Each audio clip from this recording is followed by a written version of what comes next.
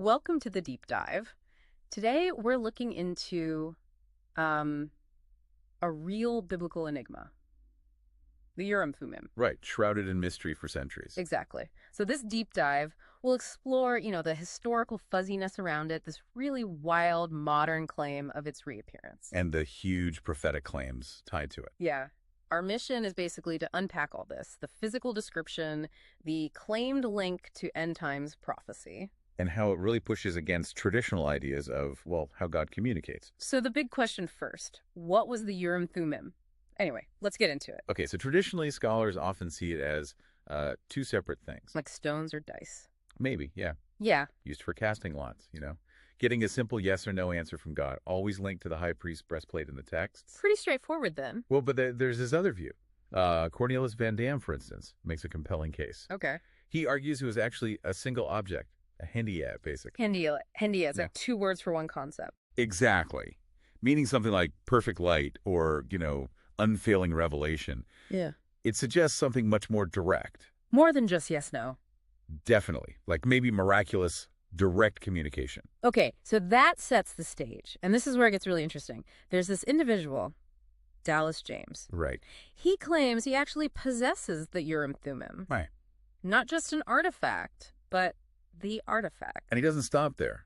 He calls it the Christ stone of Scripture. And the Holy Grail. I mean, that's quite a statement. It is. For him, it's not just a stone.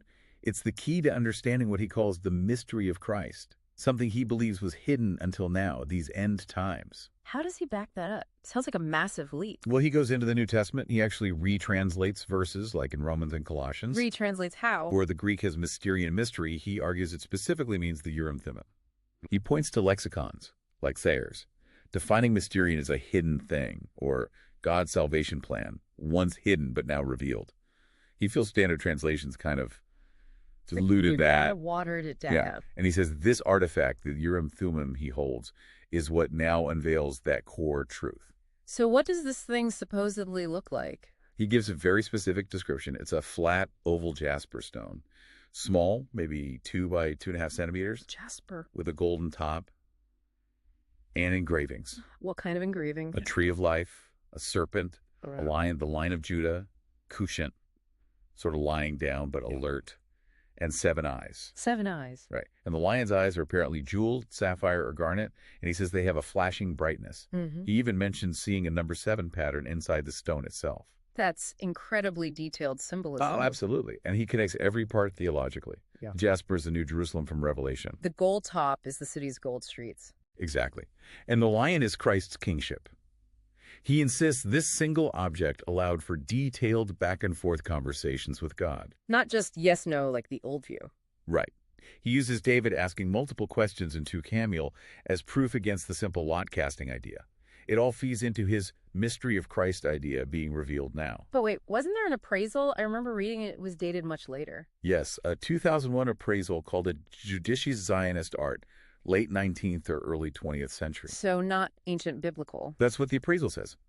But James maintains it is either the original or a divinely authorized modern version. How does he square that circle? He argues the symbols are divinely engraved, regardless of when the physical object was assembled. The message is divine, even if the medium seems recent.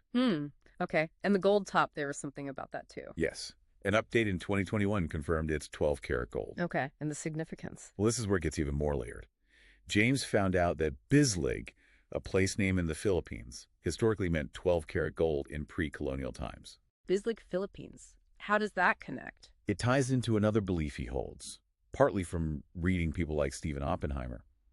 He believes the actual Garden of Eden was in the Philippines. In the Philippines. That's his framework.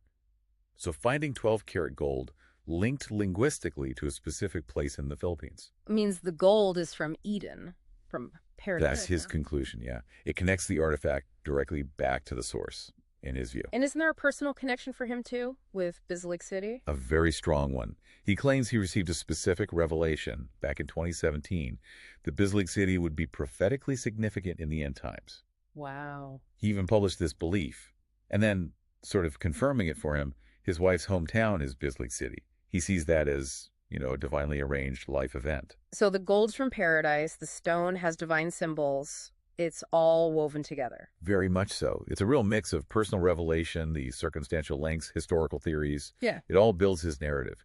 Highly subjective, but internally consistent for him. So, bringing it all together, prophetically speaking, where does Malachi fit in? You mentioned the special treasure. Right, Malachi 3, verses 16 to 18. It talks about those who feared the Lord and spoke together. And God listens. Yes, and a book of remembrance is written for them. God calls them his segula, his special treasure, his jewels. They'll be spared and recognized later. It's distinct from the book of life. So Malachi doesn't mention the Urim Thummim by name. No, it doesn't. But within James's whole framework, the reappearance of this artifact now, in latter days, Is the sign. it's presented as a key sign, yeah, offering that perfect revelation he talks about. So the special treasure in Malachi becomes, in this view, the people who will receive and understand this restored knowledge via the Urim Thummim. It's an intricate picture he paints. Absolutely. So we've gone from this ancient, maybe misunderstood biblical tool To a specific modern object claimed to be the key to end-time prophecy, linked to Eden, even the Holy Grail. Dallas James's claims are certainly extraordinary. It really makes you ponder, doesn't it? What does it mean when claims arise about hidden things being revealed today? Right. How do you navigate that? Yeah. Discerning between, history, personal belief, theological interpretation. Especially when they're all wrapped up together like this. We've offered you a deep dive into this complex material. What really stands out to you about these claims of restored, perfect illumination? Lots to think about.